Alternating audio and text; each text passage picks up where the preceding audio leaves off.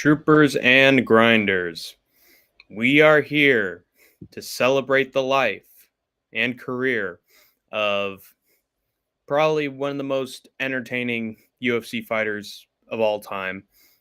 One of those fighters where if you know, you know. Nate the Train Landwehr. Is going to be a rough watch, everybody, if you're a fan of Nate the Train, but maybe a consoling one as well, because I am going to go through the legendary, if brief, UFC run of Nate the Train. I don't think it's over. I do not think that the career of Nate Landwehr is fully over, but I do think it's in a rough. If there's one more loss, he could be cut. And so, as sort of a preparatory kind of decision, I'm going to give you guys a look at Nate the Train's career while it's still here. If it's going to go out soon, then I want to make sure that people know what a freaking legend this guy is before he hangs up the gloves. He's 37. He's getting up in there in age, but people forget, man. He's had great matches in his mid 30s. Prime Nate the Train was old Nate the Train. So I think he can come back from this. If they give him the right opponent, he can whoop his ass. He was doing great against Morgan Sherrier until he just got put out flat just because he was on the back foot. If he'd have stayed on the front foot, I think he would have won. But now he's in a tough spot where he's got 2 losses back to back, and now the career of Nate the Train is in jeopardy and it's in question. So before he gives us one last send off, I want to make sure people know the real Nate the Train. Nate the Train as we knew him. So, yeah, I'm gonna go through some of the highlights and lowlights of Nate the Train's career, and then hopefully go through the UFC Nashville card that just took place yesterday and all the crazy moments and strange circumstances that happened during that event. Rip. Yes, sir, rip. Not yet. Maybe not. It is just a temporary rip for Nate the Train. I think if he gets the right matchup, he should come back from this. But as we get older, it becomes harder and harder for us to mount a comeback. Do you miss StreamYard? Yeah, in some ways, because they did give my visual aesthetics for the stream a little more pop. I mean, I do still have StreamYard up for my live breakdowns, and I can bring StreamYard back for the rest of the month since haven't been using it too often, and it has a certain amount of hours, so I haven't used too many this month, so I can come back to it if I want to. Sucks he was looking good. I know. But yeah, I'm just praying that they give him the right opponent for his third outing, because if he loses that one, we might not see Nate the Train in the UFC ever again. Hey, bud. Hey, Andy B. Always nice to see you, Andrew. Fortunately, there's a lot of public beefs going on, and I just hope that you avoid them, Andrew. They shouldn't concern you at all. They're a bunch of crap. Andrew B. Yes, sir. Andrew Buchesney and Kobe Wiggle, the Mega Powers. Once those two team up and fuse together, they're freaking unstoppable. Dynamic duo right there. Everybody better be scared when these two have a wrench. I had it 1-1 going into the third, and it seemed like he was taking over. It really did. The strike numbers were fantastic for him, but you just can't get reckless or too sure of yourself in the fight game, because at any moment you can just get clipped. He shouldn't have been up against the fence though. Kobe, sup? All right, so let's. I just hopped by for a bit. Sounds good, Andrew. Thank you for hopping in. But let me take you to the first memorable moment of. Actually, let me show you guys what Nate Landwehr's career was like before he was in the UFC. let me put a good backdrop for this. 'Cause it always seems to forget. Here we go. Boom. And then change my color, of course. That's better. Bam. All right. Now let me show you the M1 career of Nate the Train. Shout out to M1 Halobo, as someone put it.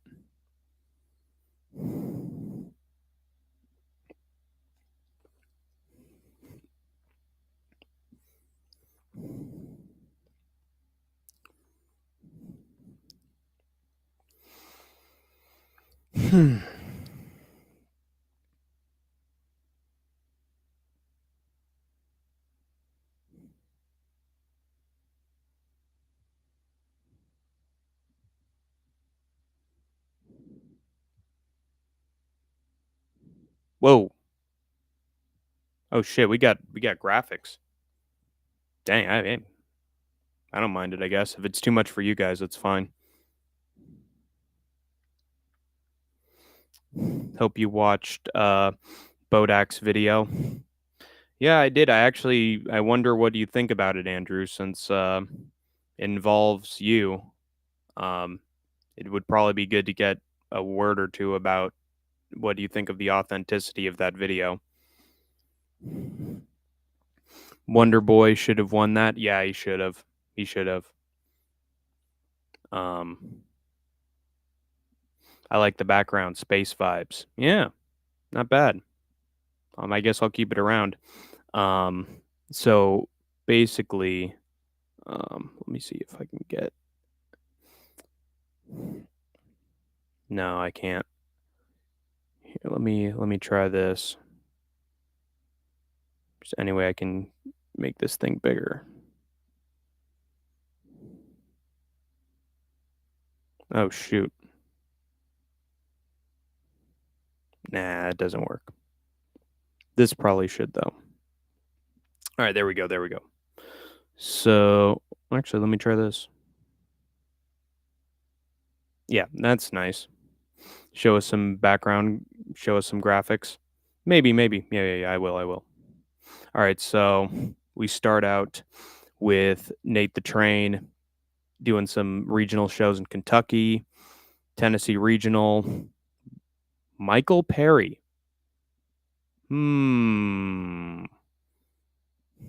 Interesting. Mr. Michael Perry, he fought. Probably not the same as Mike Perry, but sort of a sign of things to come, right? Let's see. Music City Mayhem in Tennessee. Fights in the XFC. Has a lot of great promos in there, by the way. He's just a freaking wild animal. Gets a headliner in the SFC, Southern Fighting Championship. Tennessee Regional. More Tennessee shows.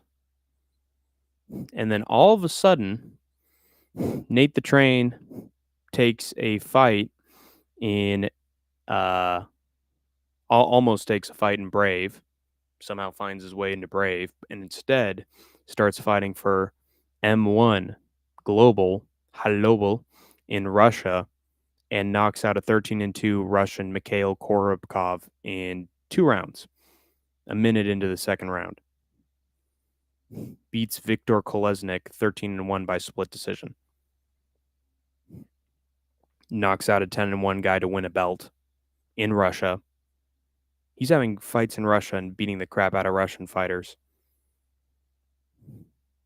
Gets 2 title defenses and then finds his way into the UFC. It was during this time that Nate the Train developed a crazy sort of Colby Covington-esque, brash American persona.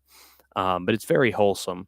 It's very like, Southern Midwestern dad trying to make a living in MMA. And it comes out with, soda cans and American flag draped around him. And Russians don't appreciate him too much, but the rest of the world does. I'm out. Catch you later, Andrew. And then all of a sudden, Nate the Train's in the UFC, baby. Nate the Train in the UFC. But first fight is against Herbert Burns, and let me show you how that one went.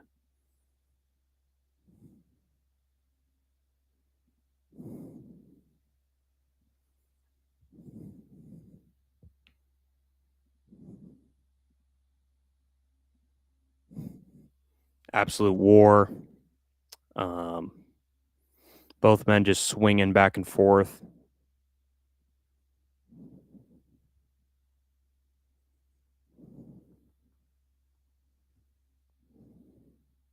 Front kick to the face from Herbert Burns. Herbert Burns is honestly terrible, but they have a war. And then Nate the Train gets knocked out with a flying knee from Herbert, which is honestly sort of a rough look, but it shows that Nate the Train can overcome some adversity, and that's why I still have hope that Nate the Train can find his way back into the win column. What's up, little guy? And then just shrinks his fingers a little bit. I'm doing all right. Whoever this is, probably No Chill's alt. Nate really was beating the fuck out of Saurier. Oh yeah, Saurier, yeah. And then he just let it all go, man. Just allowed himself to get pressured up against the cage, and he's always bad against the cage. But yeah, they have a war. And then let's see what happens next. And he gets a win against Darren Elkins. And then, oh God.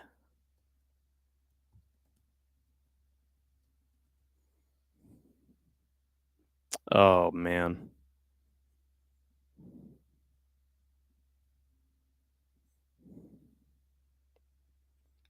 Then he gets knocked out again by Juicy J Julian Arosa. Just put the fuck out. And that's Nate the Train, man. He's gonna bring a war, win or lose. Um, but yeah, it's tough to be a Nate the Train fan sometimes. Um,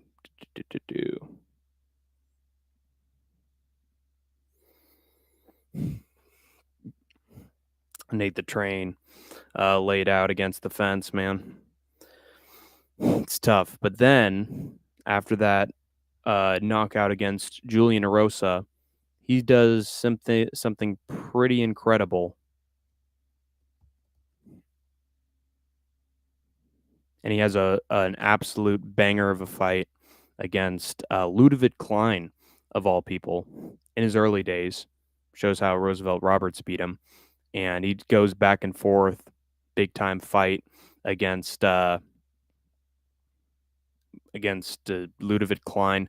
And then out of all the ways he could have finished the fight, Nate the Train chokes out Ludovic Klein with an anaconda choke right down on the mat, showing off the skills that helped him win titles and fights in M1 Halobo.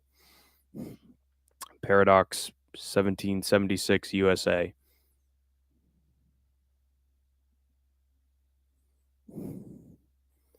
USA will always own Brits. Yeah, not these days. Not these days. Arosa's a beast, to be fair. He is, yeah. And he always makes it competitive. Imagine having to talk in that stupid accent all day. Well, I'm sure any accent's stupid according to some other country, So it can't be perfect. I think a lot of people like the British accent, but yeah, it's not some individual's taste. It also depends on the accent, you know. There isn't one just British accent. There are several. I actually talked to a British bloke about that just a couple hours ago. But yeah, so then Nate the Train subs Ludovic Klein of all people. Oh, I missed that shrivel. But then he has the fight that everybody knows him for. Everybody.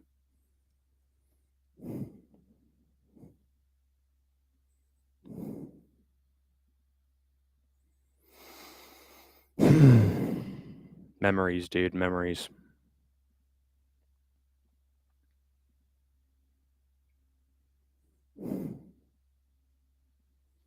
Back and forth, back and forth. Nate the Train just beating the absolute dog crap out of David Onama, gesturing to the crowd. Come on, you want more? Are you not entertained? As Onama's getting back up to his feet, uppercuts, taking him down. Just having a absolute fight. I mean, fight of the night, fight of the year, you know? Yeah, USA owns Britain. We slapped UK at their best. I don't know if that was at their best.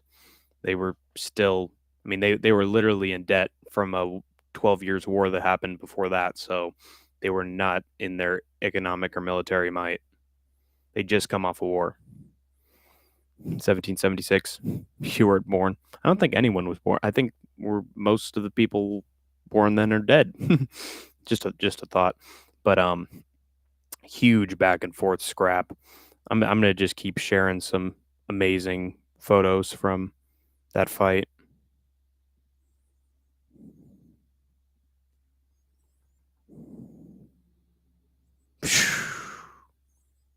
Blood, blood, blood.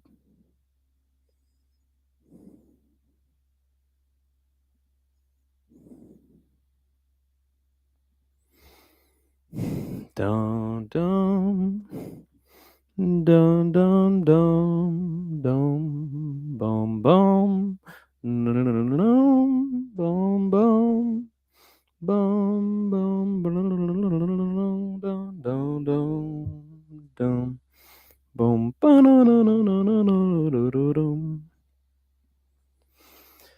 Iconic, iconic. Just shot after shot is incredible. Oh, hold on.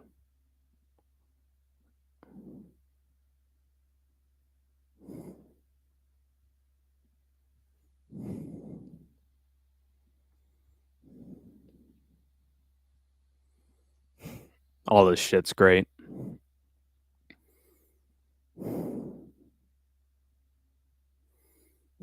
You got beat by our farmers. To be fair, they had to travel over an entire freaking ocean in order to fight in the first place. Best military on earth, no chance. If Trump keeps destroying tanks on the White House lawn, also, somehow we lost to Houthis from fucking Yemen, so I would be careful with that. Okay, do something then. Yeah, good question from Paradox of Chad. We already did do something, didn't notice. Yeah. Come on, guys. We're here to celebrate Nate the Train, not bicker amongst ourselves. This is imagine freaking arguing at a funeral, you know.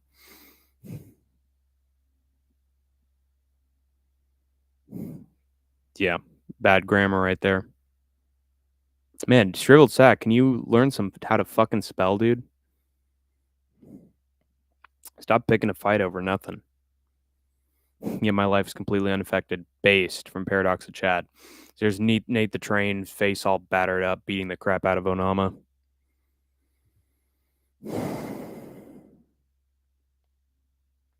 And then one last shot, or I got maybe two left.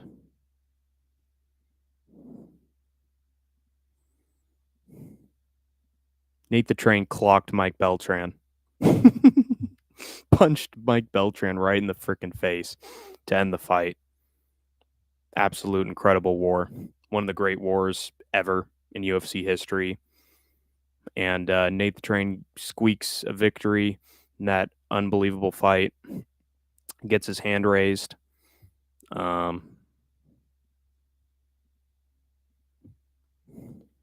Man, what a fight, dude. One of my favorite fights ever. And then, of course, Nate the Train gets on the mic and says, "Hey, settle down. Settle down. My mama ain't raised no bitch, baby. Where my wife at? Clarksville, stand up. Nate the Train in the UFC. Because I'm tough as nails. I can fight and I can look pretty get goddamn good too, baby. Where my wife at?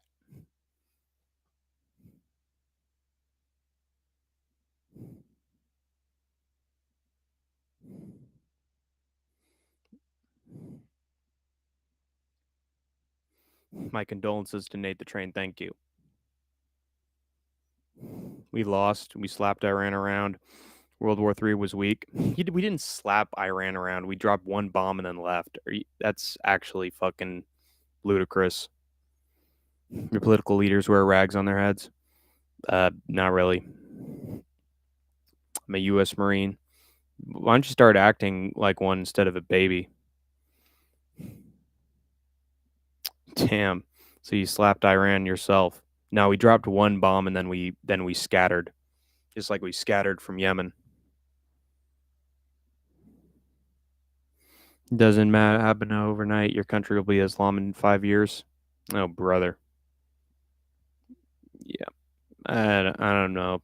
Seems like a lot of hateful and stupid rhetoric to me. Weak people.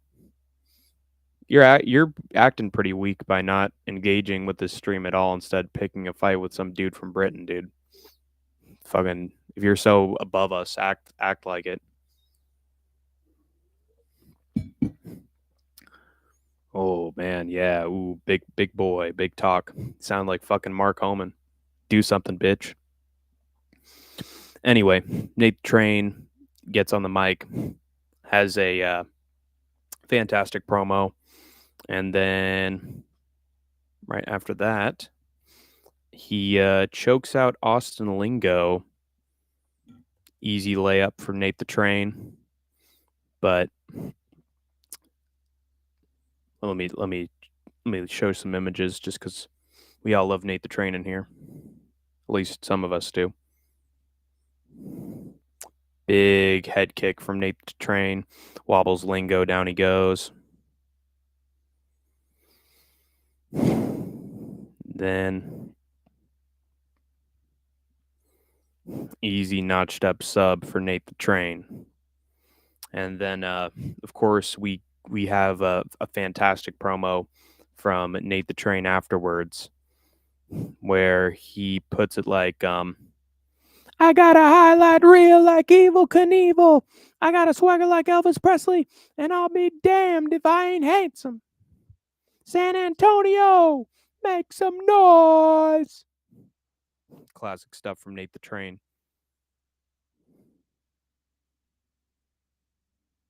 We took out their generals and facilities. That was Israel, not us. The U.S. did not take out the facilities. It was Netanyahu's decision. We just went along with it. Also, Israel did all of that. We might have done the okay, but it was them. It was not us. It's not our missiles. Yeah, I remember. Crusty old fucker these days.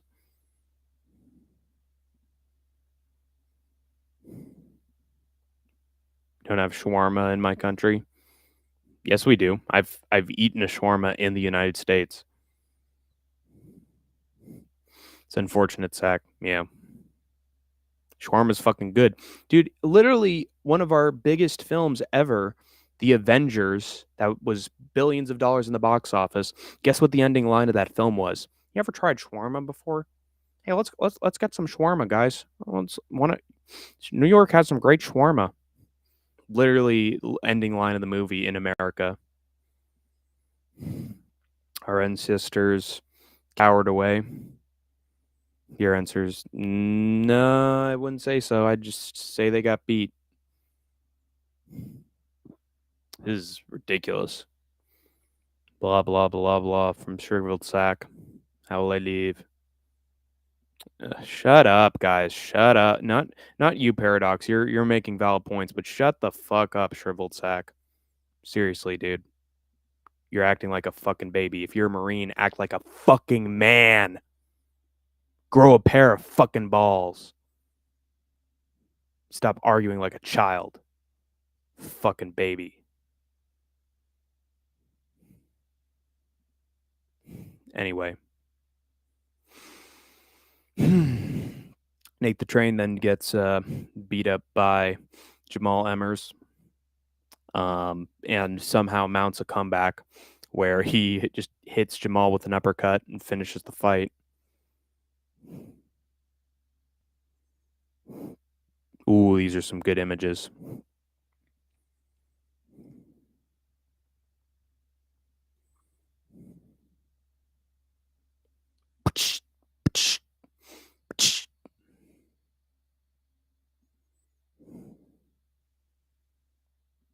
God, all these are great.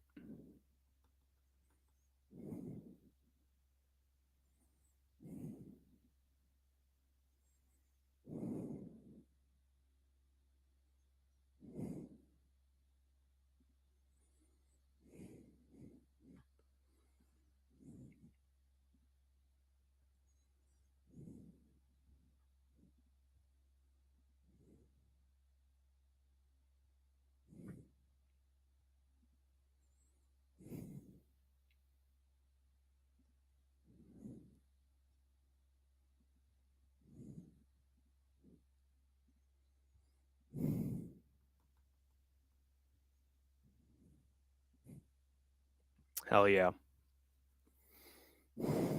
I'm sure shawarma is nice though. Shawarma is good. Shut up. Shawarma is delicious. I like shawarma. Yeah, they let Muslims into the country because they were fleeing from war-torn countries, bitch. Literally fleeing for their lives. And the UK did the merciful thing and accepted them as citizens. Something us bigots and us intolerant fuckers and us evil little insecure snakes wouldn't know anything about.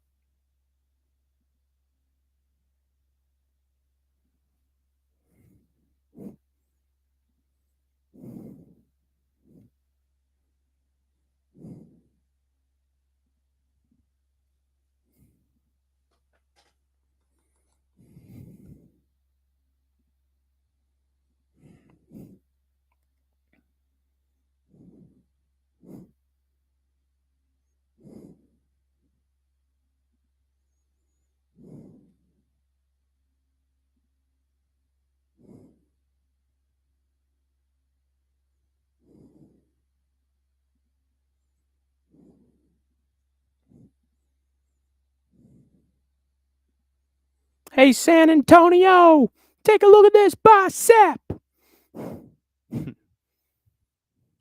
Oh God, what was Atlantic City? Make some noise! Boop! I hit him with a boop. Take a look at this bicep. Nate the Train in the UFC. Hey, docs. This was an awesome Nate the Train fight. Classic Nate, dude. Classic Nate. If you want to see my comments on Bodak's video, read them, buddy. Are they on Bodak's video? I can take a look.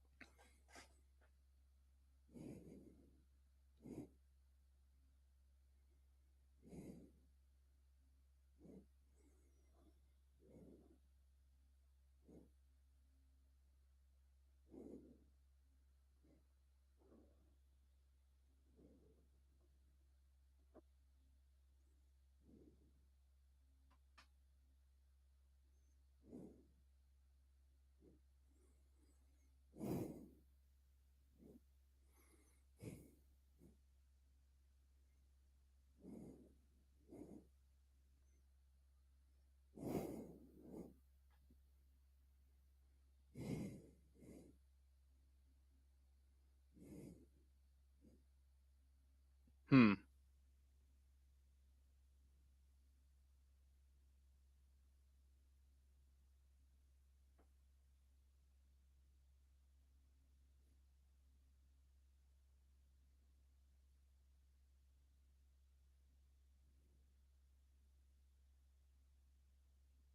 Mm. I really do think that Andrew made that short of his own accord.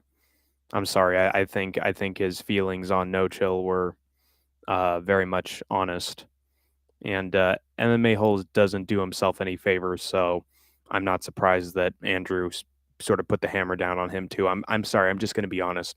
I think this whole drama surrounding Andrew is over nothing. Andrew's done this before. He's made shorts about people. He's roasted the crap out of them when he gets tired of their bullshit. And this is just another example, man. I'd say let's leave Andrew alone in this whole thing. Let's just let him do his own thing. He's his own man. He can make his own decisions, and I'm saying that as his friend. I think Andrew had very much had intent with that short that he made, and the things he said were fucking based, and they were true as fuck. So props to Andrew B for being a badass is what I'll say. I'm doing good. Hell yeah. Yeah. All right, that's it's good to hear. I'm glad Andy B's doing good. Yeah, but Andrew B made that short because he wanted to, because he was dealing with two assholes in No Chill and Moe's. And I think that's the moral of the story we can take away from that. Let's not get this whole beef or series of streams, centered on this crap. Andrew B made a short because he wanted to make a short about two assholes in this community. So props to Andrew B. Anyway, yeah, Nate the Train in the UFC has an amazing fight against Jamal Hemmers, and then just gets absolutely obliterated by Du Ho Choi. And then let's show Sherrier versus Morgan.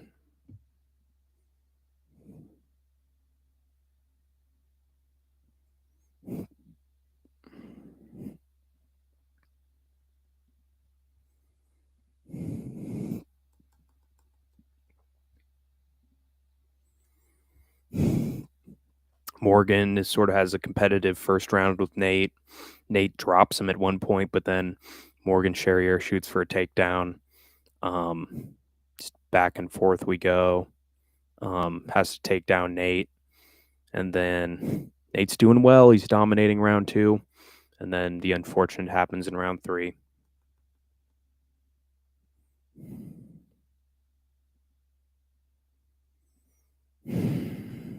In Clark's in freaking Nashville, right next, an hour away from Clarksville.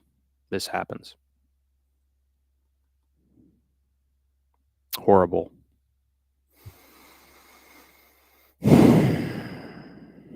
Sad stuff. Thanks, buddy. No problem, Andrew. Yeah, I think people are making much ado about nothing. If I'm being honest, Andrew. If we really want to get into it, what did MMA Holes do? I think he gave a strike to Clown Show's stream. He invites a bunch of degenerates onto his alternative MMA channel, and then gets offended when they start saying shit to him and start acknowledging that he's a dumbass. And he targets Clown Show, he targets Giuliano, and makes a thumbnail with Giuliano and Clown Show in it. Starts the war, but then can't back it up. If you can't take the heat, get out of the kitchen. And he resorts to pussy behavior towards Clown Show and Giuliano, and he has the gall to give them strikes on YouTube and Kick, or at least attempt to, because he didn't like what they had to say about him, and yet he'll make a thumbnail on his own channel with them in it. Fucking hypocrite, dude. Piece of shit. Cringy motherfucker. Nate won round one. Yeah, he won both rounds.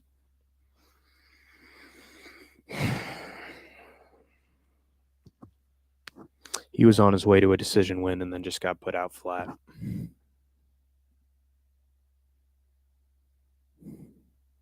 That is true. That is sort of, yeah, it does suck. My bad. My phone died. I wish it had stayed dead. Shriveled sack.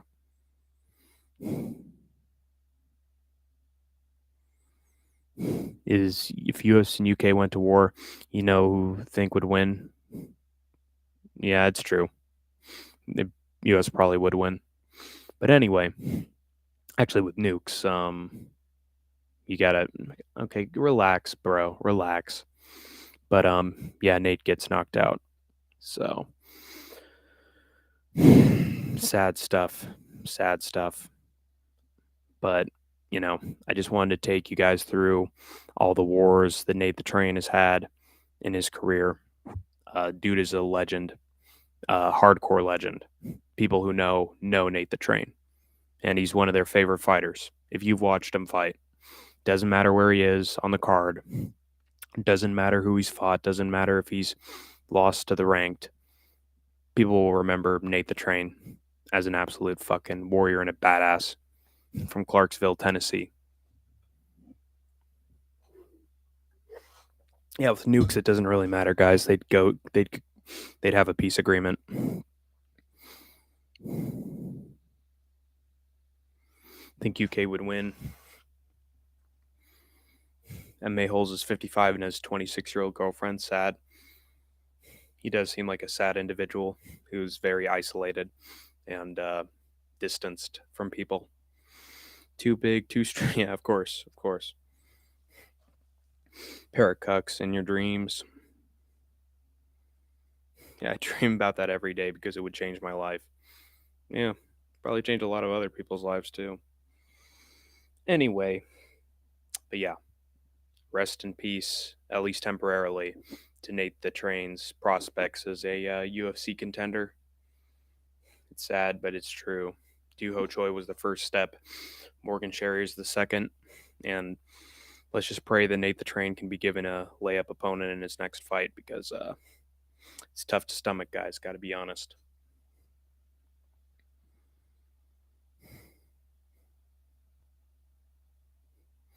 Yeah, and then Bisping knocked out Luke Rockhold when he was supposed to be a long reigning middleweight champion. What's your point? And Bisping beat him in the second fight and beat Luke Rockhold and only lost to a Canadian.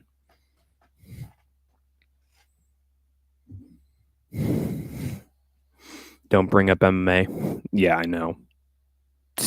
Yeah, Hendo's a fucking legend. He knocked out Fedor in the first round. Anyway, knocked out Vanderlei Silva in Pride too. But yeah, my condolences to Nate the Train and all his fans, including myself. But let's share something a little more enjoyable. 1 second, guys.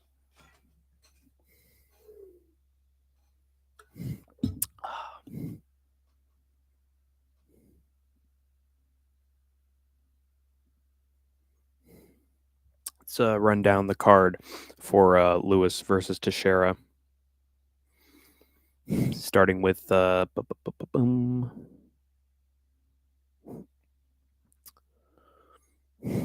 Klein landing a head kick in round 3 on Melissa Martinez.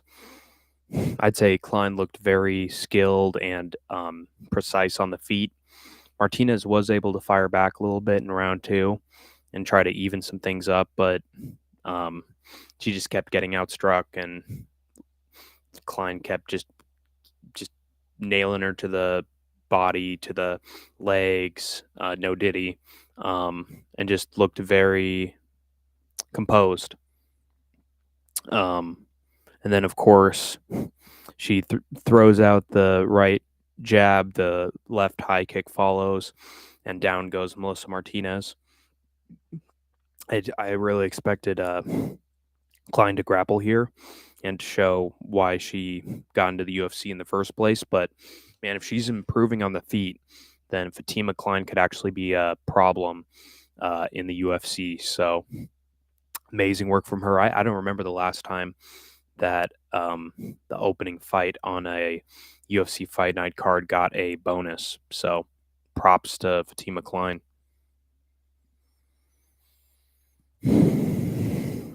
The American goat of MMA currently scared of some dude from Manchester. That is true. That is true. Tom Aspinall would knock out John Jones. He'd flatline John Jones, especially as he keeps on aging. Our weakest people always own other countries. Matt Serra at 5'2" beat the best ever GSP. Now we have no American champions, Shriveled Sack. Literally, you have 0 American champions. 0 American champions. We have 0 champs from the United States. None. Why is that? Excuses. I'm only hearing it from one guy. More MMA intelligence in every aspect. Yeah, I don't know about that. British champions are the only ones that are champions right now in the UFC. Anyway, Mike Davis then has a short notice bout with Mitch Ramirez. Davis was dominating on the mat against Mitch, took him down, just grinding him out, getting on the back, blocking in the body triangle. Just could not get the rear naked choke on Mitch Ramirez because Ramirez is tough. You know, he's dealt with prison. He's dealt with grappling situations. Let's just say that. And he fought the hands of Mike Davis. Just every time he cinched it in, just get that out of my face. Just slapped it out. So Mitch Ramirez showed some durability. But then in round 2, Ramirez keeps it on the feet with Mike Davis. Davis starts to wear out a little bit because he's got a big frame and it was starting to get a little plotty as he kept on moving.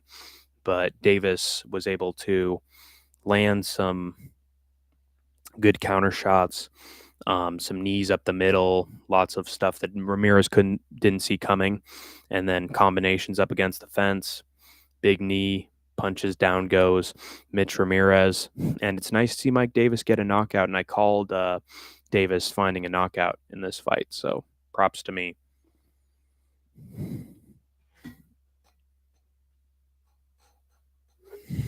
Anderson was like 80 years old when he nearly KO'd Bisping for a second time.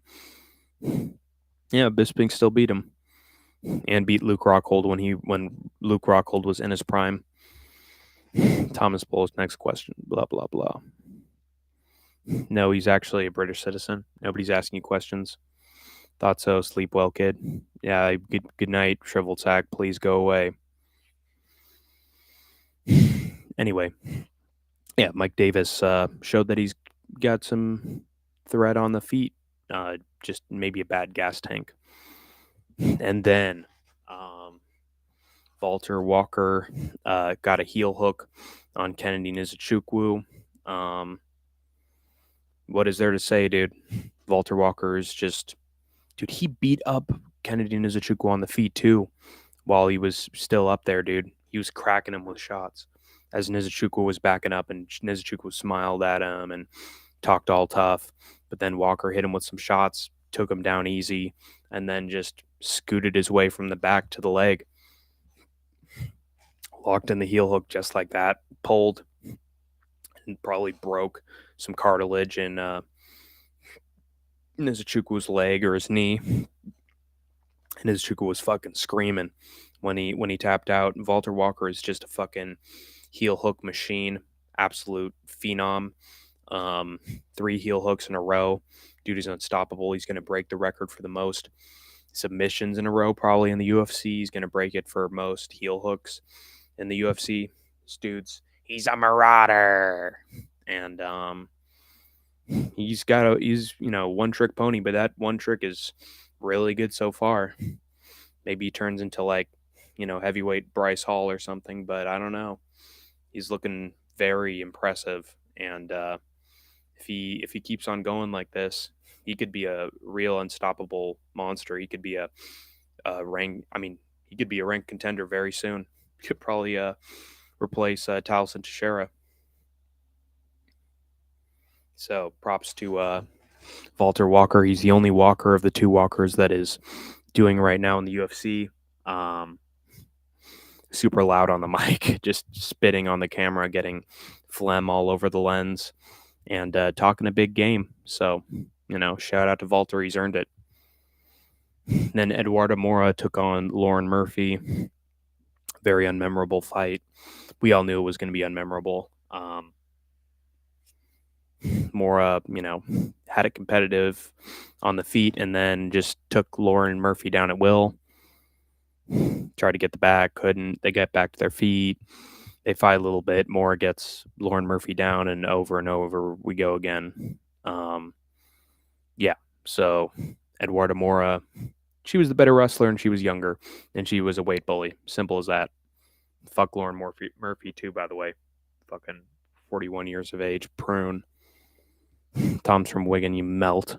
2-on-1 with the British. I think the Americans about to lose this war, guys.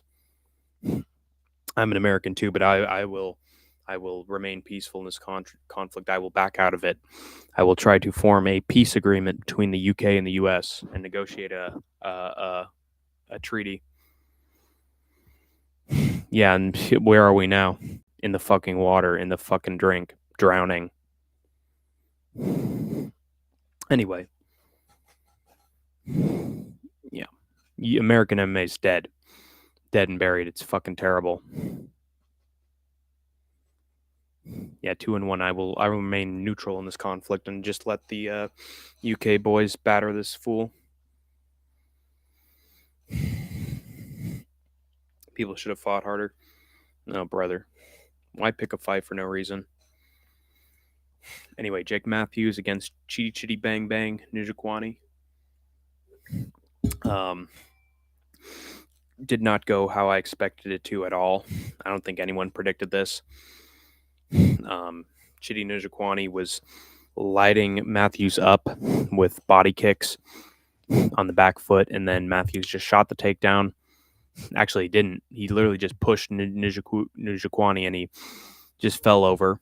And then Jake Matthews ended up on the back. Body triangle was in. Nijukwani gets up to his feet, and Matthews puts in a very quick rear naked choke. First a short choke, and then a rear naked choke, standing. And Nijukwani just had no choice but to tap out. It got super tight. Matthews just caught him slipping. He just fucked around and found out. Pretty simple. Done. Just like that.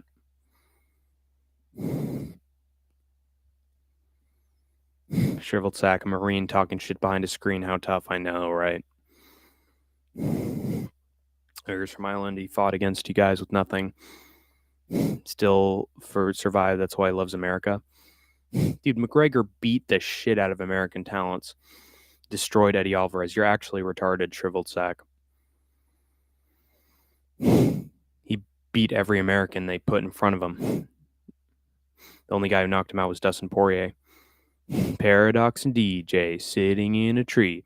Kissing. It's been a while since I've seen DJ Aiden, dude. I don't know where DJ Aiden is. He's might be off the face of the earth. I haven't seen hide nor hair of him. Maybe the fucking anorexia finally got to him. Hey, Paradox the Chad. I like shriveled sack now. He has a shriveled sack just like me. And he talks to me, Paradox, and I like him.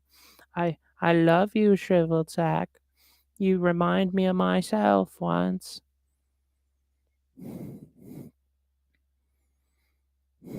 This sack guy seems cool. Is it opposite day right now, Paradox? DJ Aiden has passed away. Is that true? Is that actually true? Or are you just going along with my narrative? Because I have not seen DJ Aiden anywhere. Heaven has a very special angel now. Are you being serious, Sniff, or are you just going along with my joke?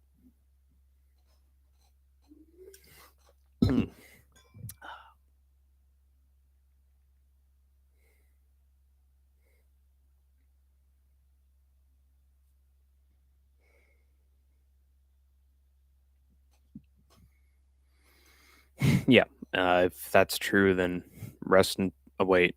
It's true. It's damn true. I see.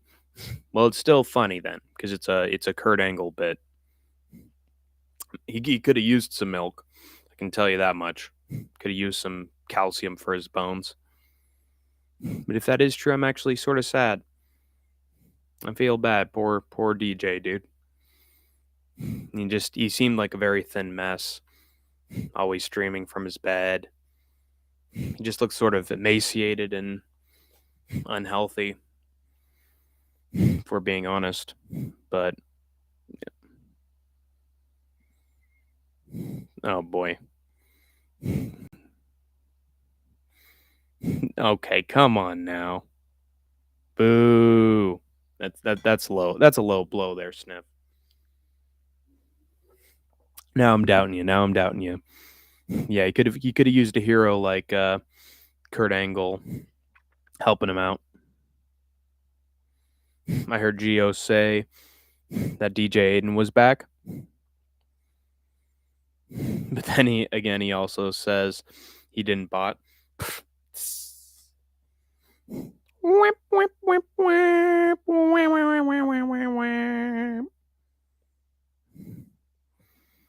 He had the moves though. He's got the moves. They really move him. That send chills up and down their spines. He's just a sexy boy. Sexy boy. He's not your boy toy. Boy toy. He's just a sexy boy. Sexy boy. He's not your boy toy. Eat your heart out, Paradox. Hands off the merchandise. Yeah, DJ did have the moves in his tutu doing pirouettes live on stream. Did a better job than Natalie Portman in the Black Swan. I can tell you that much. But yeah, Jake Matthews just completely outgrappled Njokwani and then subbed him up. Nobody saw that coming. What we did see coming was Chris Curtis having a close-ass split decision win against Max Griffin. God, Chris Curtis is so...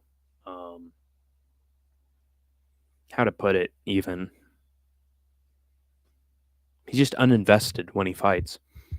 Dude can almost take... dude can take Allen to a decision and almost win, but can't fucking go to a split with Max...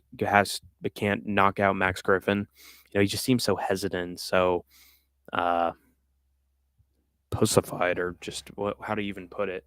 He's so sensitive when he fights and withdrawn, and especially in the first round. He's lucky that he turned up the heat in rounds 2 and 3 because he looked awful to start. Maybe it's just him cutting down to 170 or something, but he just looked completely gun shy. So not looking good for Chris Curtis in the future, in my opinion. Barely beats Max Griffin. Are you kidding me?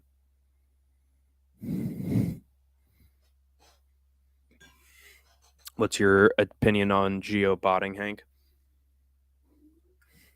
I think Giuliano made a stream yesterday where he asked, like, how do you think people bought my subs? How do they do it? Where do they do it? You know, how much do they do it? And what can I do about this? You know, it's, you know, a lot of people said the same thing about my channel or our channel when me and Idaho got, you know, over 1,000 subs, 1.5K subs. And, you know, people were wondering how we got it. We didn't know, you know, and people accused us of botting and buying subs. But I don't know, man. If I wanted to buy my subs, I would have 5,000 subscribers by now. You know, you'd have 1,000 subscribers, Paradox. So I don't know. I think these things they happen sometimes. It feels like at the very least Gio was wondering what happened, so I doubt that he had any active role to play. He was doing so well against Kopylov. Fuck knows what he was doing here. Yeah, seriously, dude. The guy can beat the crap out of Roman Kopylov and like cruise his way to a decision win against Kopylov before that head kick, but he has nothing on the feet against Max Griffin. I don't know, dude. Chris Curtis is very hard to predict. He can just throw a tantrum or, you know, look like absolute shit on any given day. Somehow didn't beat Kelvin Gastelum, but then at the same time just put on an absolutely incredible performance, knock Joaquin Buckley out. Like, You just can't predict Chris Curtis. He's emotionally unstable and unstable in his fights as well. Definitely inconsistent. Chris Curtis and Nate Diaz should trade bodies. Yeah, yeah. At least Chris Curtis would well, I mean, probably be bad for Nate Diaz because then he'd never win a fight for the rest of his, non UFC career. Whereas at least Curtis would, you know, start winning some ranked fights, but wouldn't be a good trade off for Nate. You doubt he had an active role to play. Come on. I don't know, dude. He seemed serious in his last stream. Like he was literally asking around how he ended up getting so many subscribers. I don't think he knows. But he definitely like asked around and he showed up in Guru's stream and he gave donos to people. So I mean he definitely hustled, but he hustled and he had his methods, but I don't know if he bought them. Yeah, I don't know, man. Well, we'll see. Maybe the truth will come to light one day, but for now I'm skeptical. Someone else could have bought him for him or bought it. Are you jealous of Geo? No, not really. I mean, I'm starting from the bottom and just doing my thing, and I'm gaining subscribers slowly but surely. So, I don't really have too much of an issue. And if someone who I consider a friend has success, good for them, And he's been a successful guy in a lot of things that he's done. So, sort of natural. You got to have confidence. I think I have confidence too, but I've also just been through the ringer and dealt with bullshit. So, yeah, I mean, I'm not jealous because I know that I can continue to grow this channel by myself and make progress. And I don't care if I get 100,000 subscribers as long as I have a friend and friends and I can make my content. I'm happy.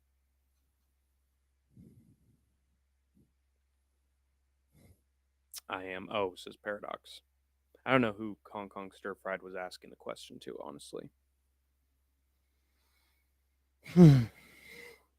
Chris Curtis hates his melanin.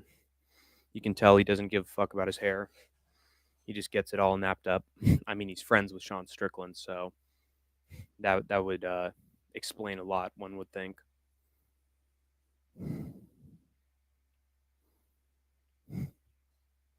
Are you jealous of me? I'm jealous of Mii's from the Nintendo Wii. They have their happy life in their little white space where they can hang around and chat and have smiles on their faces and be happy-go-lucky. I wish I could be one of those Mii's hanging around in a white room on the Nintendo Wii. I really do. But jealous of you. I mean, what would you have that I would be jealous of?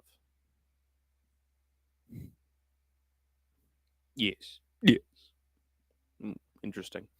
Yeah, he hangs out with Sean Strickland, a former Proud Boy, freaking skinhead, um, and he smokes, doobies and makes Sean put his hair back. So I think Sean's more of a black brother than Curtis is. I think you don't want to know who swapped bodies, fucking Sean Strickland and Chris Curtis, because Sean Strickland is Deshaun with a freaking do rag and some Hennessy and some, and smoking on a joint, whereas Chris Curtis is just bitching online like a fucking Karen and whitewashing shit and crying like a baby, and that's very indicative of the white man. So I think they probably swap bodies, and maybe at one point you did too, Sniff, because let's just say you get invited to the barbecues, okay, Sniff. You're a brother in my heart. You're invited to all the ghetto garage parties.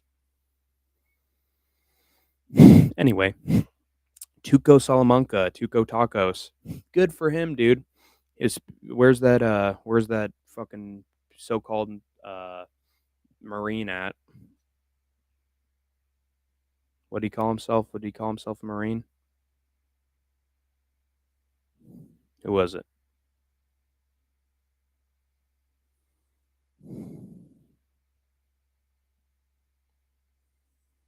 God damn, he was annoying to deal with.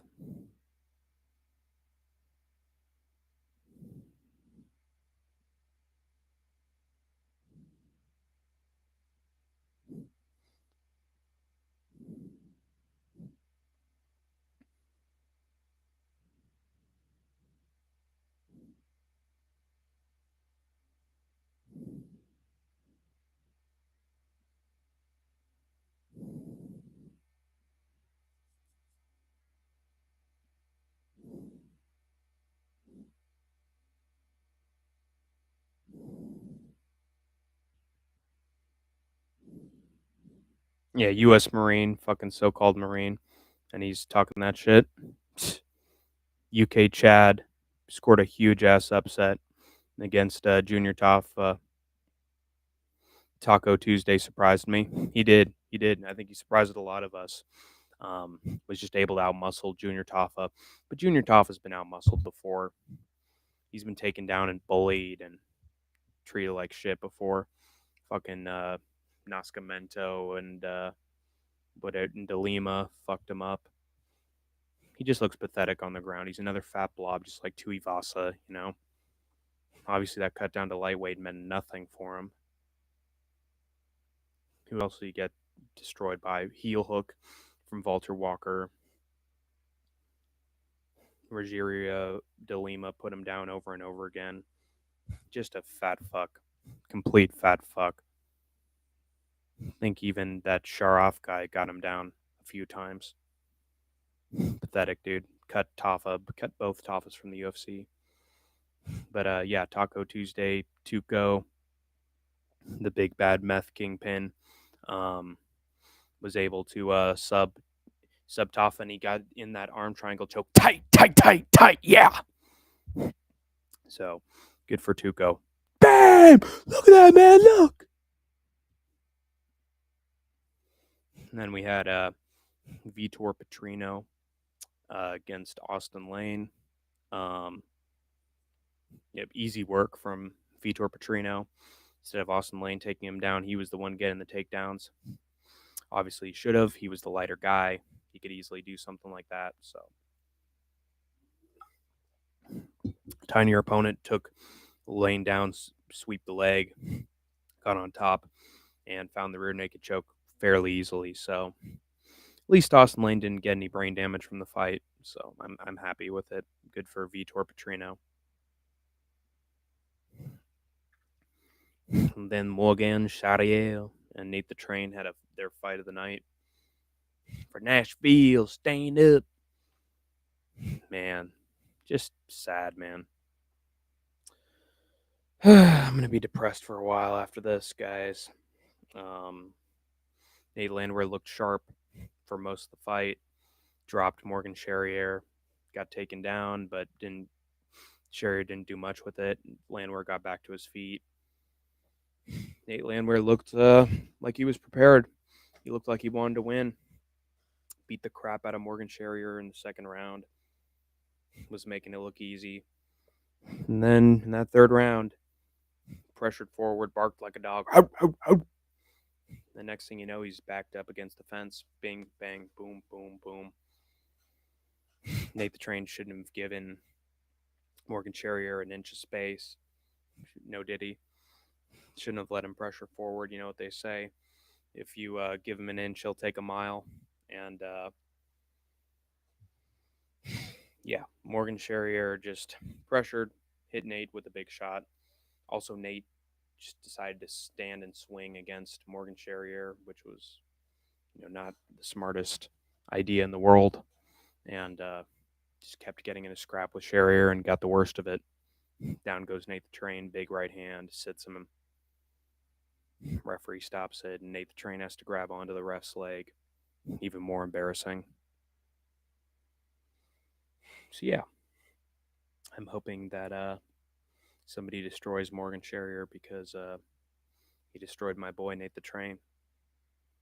Makes me sad, man. Was getting schooled the first and second round. Fluked it. Just found the big punch and fluked it. So yeah, I'm sad. Poor Nate the Train. At least he got 50K. We can take solace in that he at least got a bonus for his troubles. Then Steve Garcia took on Calvin Cater.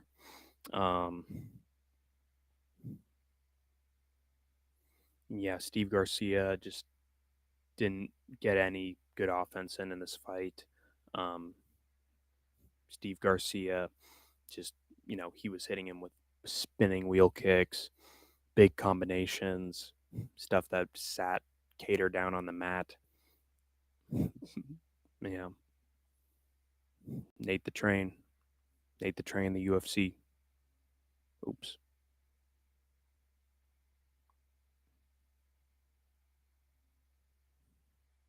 Fucking hell. There we go. Nate the Train, chugga chugga choo choo. Nate the Train, baby. Bob Poop. Welcome to the Hang Tank Army. Nice to have you as a trooper and a grinder. But yeah, Steve Garcia, actually, I think he looked fantastic in this fight against Cater. Just had power in every one of his shots. Stung Cater up. Cater, was able to clip him back a few times, but just did not have the power to hurt Garcia in any way, shape, or form.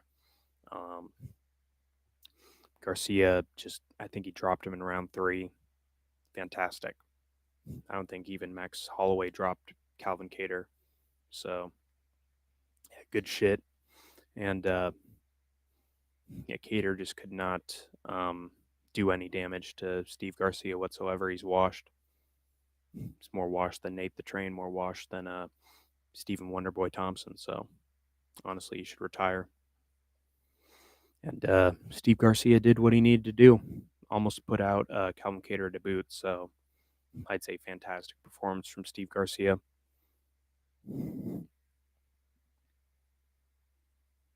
Nate the Train should fight Bryce Mitchell. I don't think he can afford to fight Bryce at this point. I think Bryce is still ranked, and I don't think Nate can fight up at this point. He got put out. Or Cheeto. Cheeto's bantamweight, so I don't know if that can happen unless Cheeto moves up.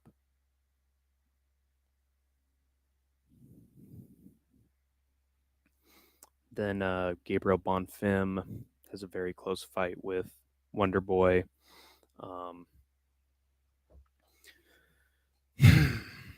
Bonfim should have lost this, guys. He should have lost straight up. He got kicked in the head and wobbled in round 2. Got kicked in the head and wobbled in round 3. Stephen Thompson actually looked fantastic in this fight.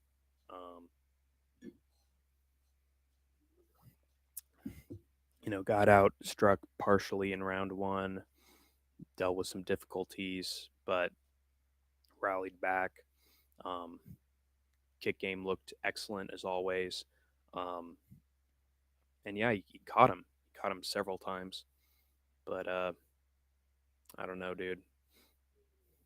Something was wrong with the judges that night. Something was in the water because I mean, at the very least, they gave a split. So props out to the one judge that had it the right way. But dude, Bonfim was hurt on the feet twice in round 2 and round 3. Did nothing. He literally pulled Mario Batista against Stephen Wonderboy Thompson and just leaned on him against the fence. Lean on me when you're not strong, and I'll be your friend. He literally did that. He pulled a Bill Withers,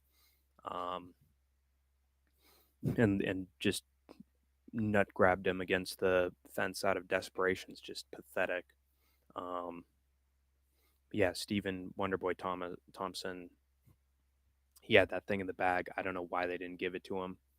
Literally, me and my dad watched the fight live, and it was clear to us that he had at least gotten 2 rounds. But this is UFC and MMA, and as Dana White would put it, don't let it go to the judges.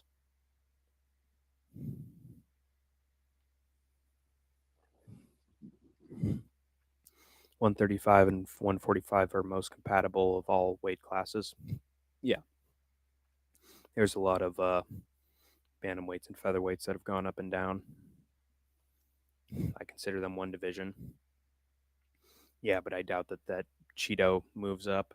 I think he's too stupid to even consider that as an option. He's just going to keep wallowing in the bantamweight division, I think, until he gets some miraculous title shot. But yeah, justice for Wonder Boy, dude. Gets screwed again. Terrible opponent, and then even then, he's supposed to win, and they just take it away from him.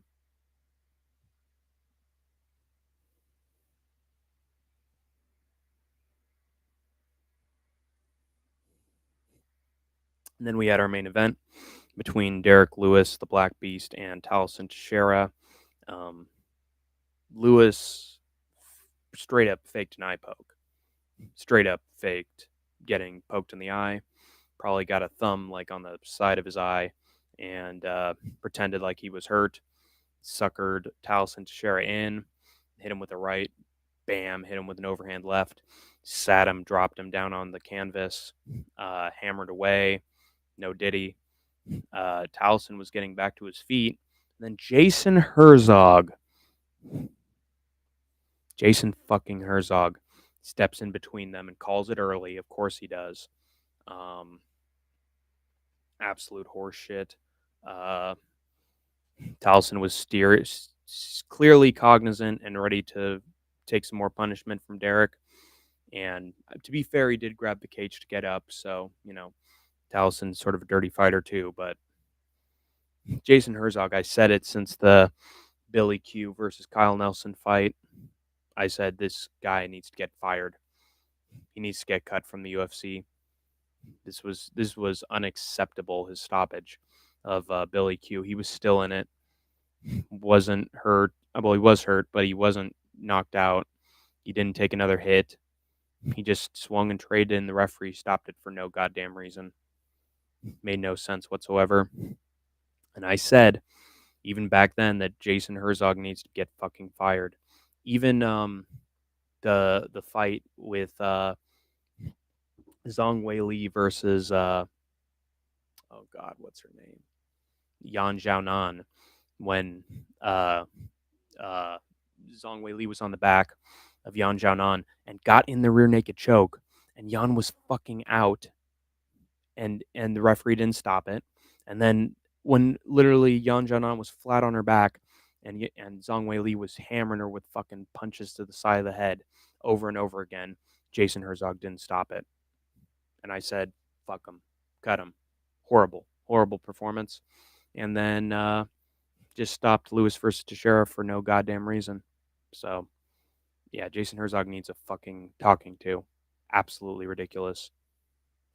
Fucking fire him. But yeah, props to Lewis for bullshitting his way to a win, pretending to be hurt, and then hitting Taliesin Teixeira when he had successfully tricked him into thinking he was hurt. I know heavyweights have done it before, but I don't know. Just low blow from Derek Lewis, and I'm not talking about a kick to the, nether regions. I'm just talking about a low blow in terms of strategy, like a fucking John Jones eye poke, except Lewis was pretending to be eye poked. And yeah, clipped him, sent him down. Was probably going to finish him anyway once he got back to his feet. But dude, Taliesin Teixeira's been hurt before, and he's come back and just put his opposition out cold. So the referee honestly sort of screwed Taliesin Teixeira here. He was still aware, still willing to fight, and referee fucking ruined it. I think Derek would have probably won anyway, but just took away any chance that there would be a different outcome when there clearly was room for the fight to continue. So, fuck Jason Herzog. But I will say, actually, I will also say that Derek Lewis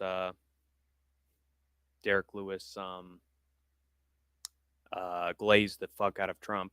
Literally asked Dana White to get Trump on the phone. So Derek Lewis is a hardcore fucking Trumper, but he also used the conversation to say, "I'll see you on the White House." So he's trying to politic and maneuver his way into a fight on the White House. And I understand the approach, but at the same time, the dude's literally trying to turn our fucking country into 1930s Germany. Can you have any fucking awareness of our current political situation, Derek Lewis, and not fucking sell yourself to the devil himself? Thank you. How many pull-ups can you do? Palms facing away? Probably do one or two. I'm honestly not that great at pull-ups, squats, push-ups, sit-ups, working with weights. It's a lot of what I do. Can run up hills. I got, youth in me. I got agility, But when it comes to pull-ups, yeah, dude, I need work.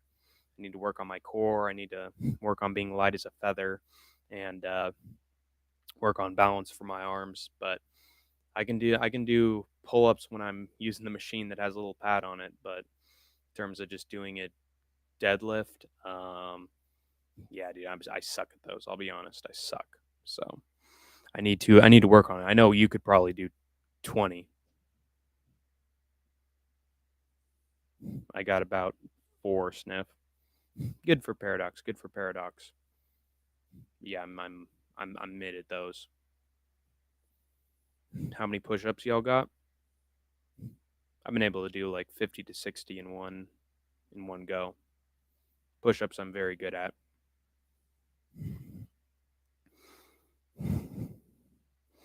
Push-ups, bicycle crunches, pull-ups, body weight squats are all good for overall body workout. I agree. I've got I've done body weight squats. I have an exercise cycle that I work on for about an hour. Um, yeah, I got to work on my pull-ups. I can do them when they're assisted, but I need to work on them unassisted.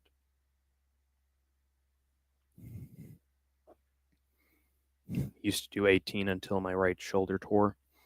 Yeah, I called it.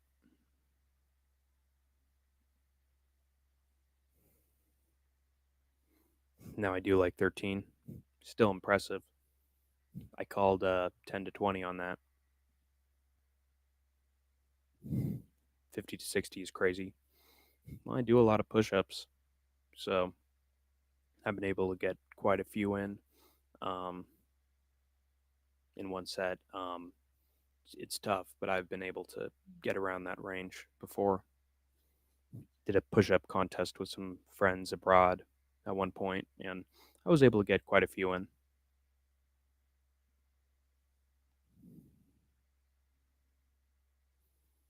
If I've been trying to do weighted bicycle crunches, nice.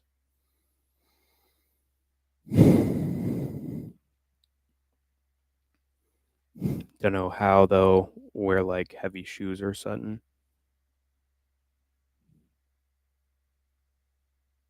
Hmm. Yeah, I do 4 sets of 60 every day. Some days more, but that's the minimum. Nice. Yeah, they're very good for you. Um, it's just all about balance and building muscle at the end of the day. Yeah, good stuff, Sniff. Yeah, I can tell that you're in shape just from what I've seen.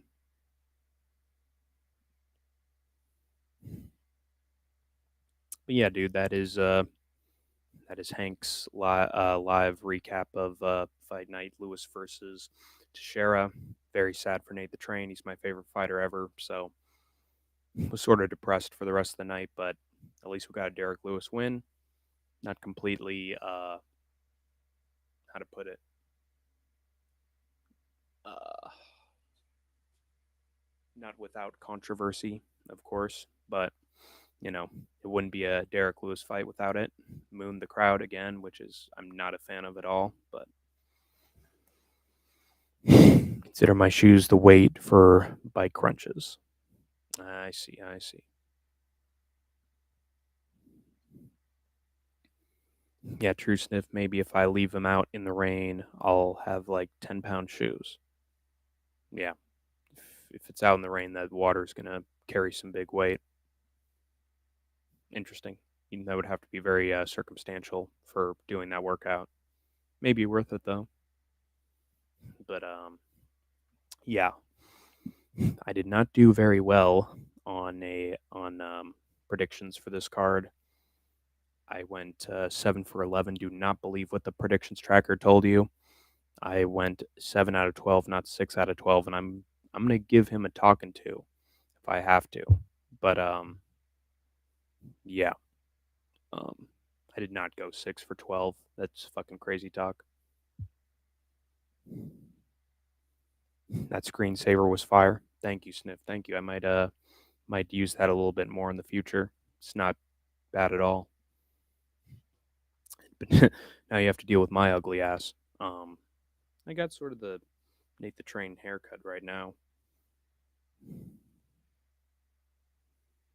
Derek Lewis is the adorable ape that the elite love to showcase, like the British in like the British in a history museum in the 1700s. I guess so. It's all about the exoticism, right? Trying to show freaking Kamala in a glass case. Jesus Christ. Derek Lewis is cool because not only does he knock people out, but he's very funny on the mic. So I think the UFC loves him regardless. He draws them money, and he's been able to win consistently too. When he gets knocked out, he knocks somebody else out back, only extending his record number of knockouts too. Get a low taper fade. Let me check that out.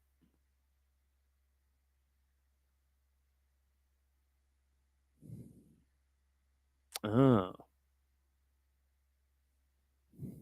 interesting. Yeah, it might look pretty cool. Maybe.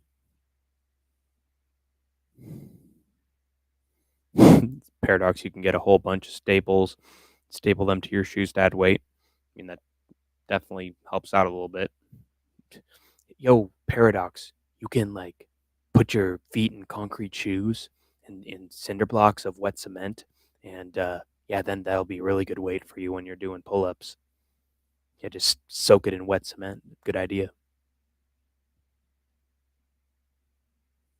But Jesus Christ. Um, what was I even talking about?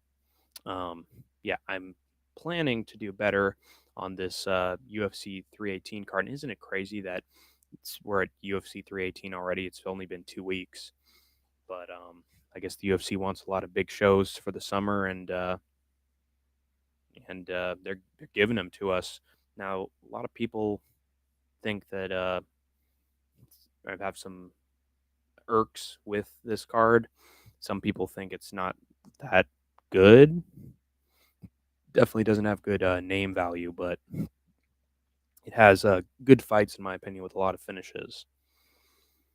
Obviously, the main event's fire. I think Costa versus Kopilov's fire. Holland versus D Rod should be a good fight. Ige should have a great performance. Johnson versus El Huber is going to be a banger. So Vittori versus Allen is on the prelims. So and a lot of great prospects too that are going to get finishes. I think it's going to be one of those cards that doesn't look good on paper and then just absolutely delivers the night of. I'll just pour salt in the shoes in it. Yeah, I mean you've poured salt in the wound already, so might as well do the shoes too. Eventually they'll be weighted. Yeah, you're not gonna like how your feet look after that though. They'll look like they just spent a week in the sun. Kopylov's gonna kill Costa. I'm happy with it. I'm happy with that outcome because yeah, um Kopylov is also one of my favorite fighters ever since that head kick on what was his name? Oh God, what was it? He's a solid talent too. I'm surprised I forgot his name. I'm not good with names though. On a Claudio Ribeiro, that's right. His head kick on Claudio Ribeiro was fucking a thing of beauty. Guy's just fun to watch. Land a head kick on Curtis too. Based fucking Russian fighter, dude. Middleweight too, which is also based. Yeah, he ended up introducing me to the song Golden Brown by the Stranglers because apparently that's a popular song in Russia. They play those for some of the Russian fighters. Um, and I just remember seeing a short of Kopylov landing that head kick, and then it played the Stranglers song to that. Golden brown, finer temptress, lays me down, she's heading west. lives far away, goes for a day, never a frown, with golden brown. Golden brown, texture like sun. Yeah, pretty good.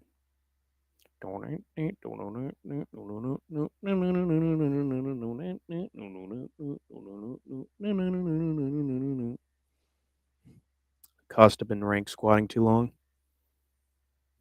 Yeah. Isn't he on like a 3-5 losing streak or something?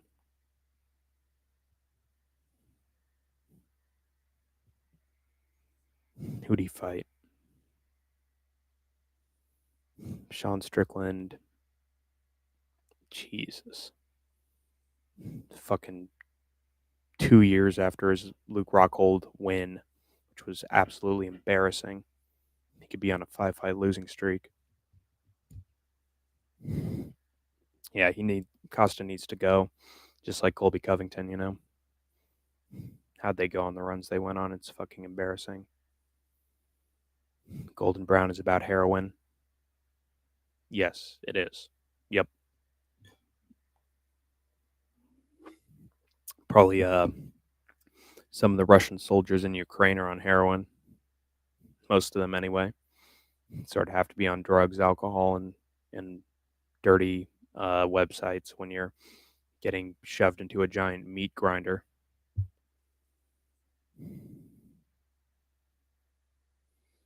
Golden brown, do do do do, doodle doo, do do do do, do do do do, do do do do. Never a frown with golden brown rubber. Yay!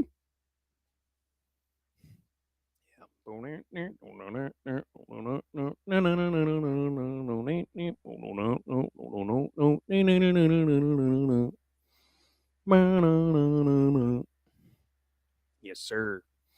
Love that song. It's fantastic. So he introduced me to a great songs, and also it's just badass in the cage.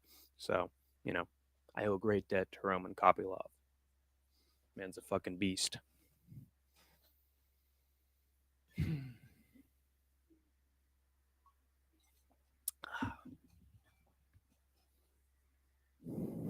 What else is on that card?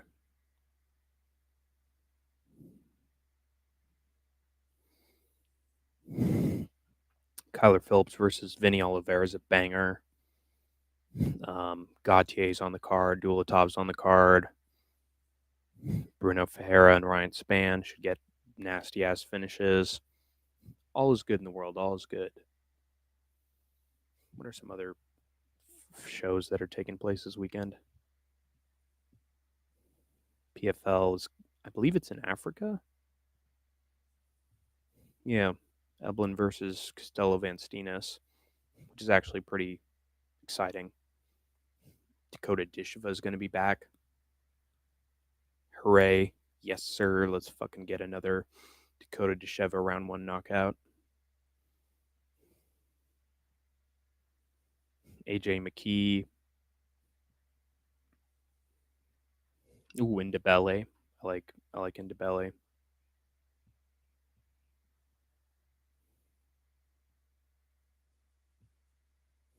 And then who else?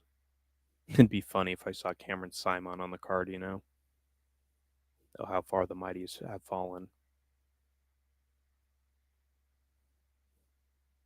Yeah, Eblin's going to be back, and then KSW is also fantastic, and then Usyk versus Dubois 2, Electric Boogaloo.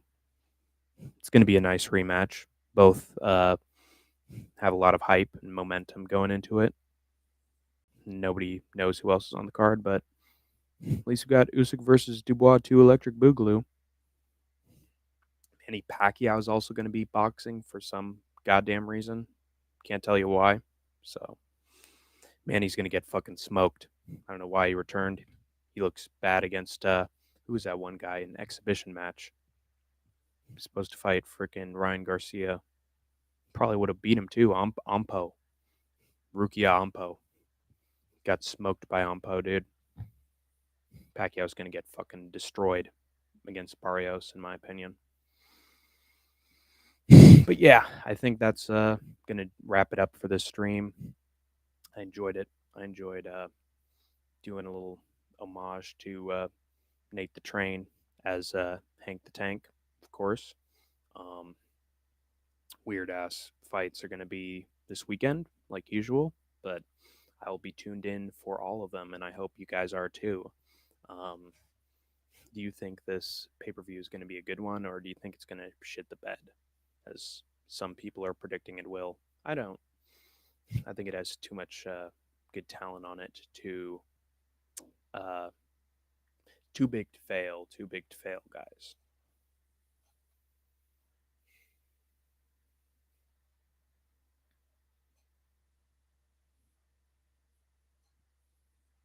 Probably going to head out in 5 minutes. So, any last words before Hank the Tank signs off?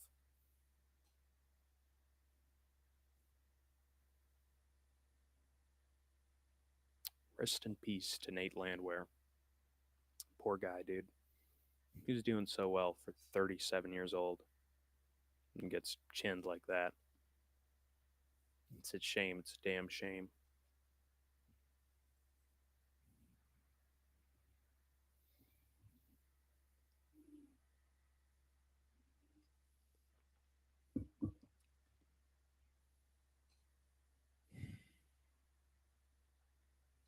Yeah, I mean,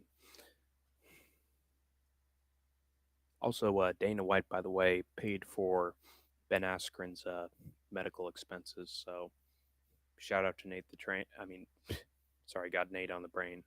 The train on the brain. Um, Shout out to Dana White for paying for uh, Ben Askren's medical bills. He didn't say it right away, but he eventually explained that he covered Askren's expenses. So he's a good guy for that. But not much else you can say about Dana from a moral perspective. Guess who he's fucking sucking off, you know? But it is what it is. Glad Askren's okay. He's already sounding better since his last video. So, I mean, literally had tubes in his lungs when he was recording that. And he's still pretty skinny, but should have a big fat ass face eventually, like he usually does. I think the worst is over for Askren. I think he's gonna look a lot better after this. So yeah.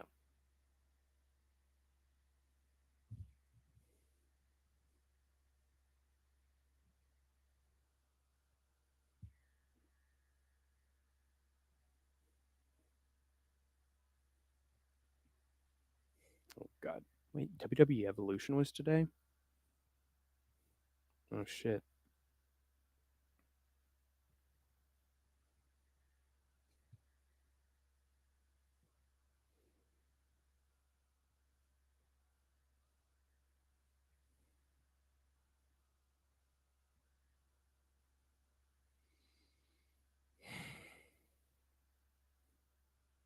Oh my God. They're not taking the briefcase away from him. Come on.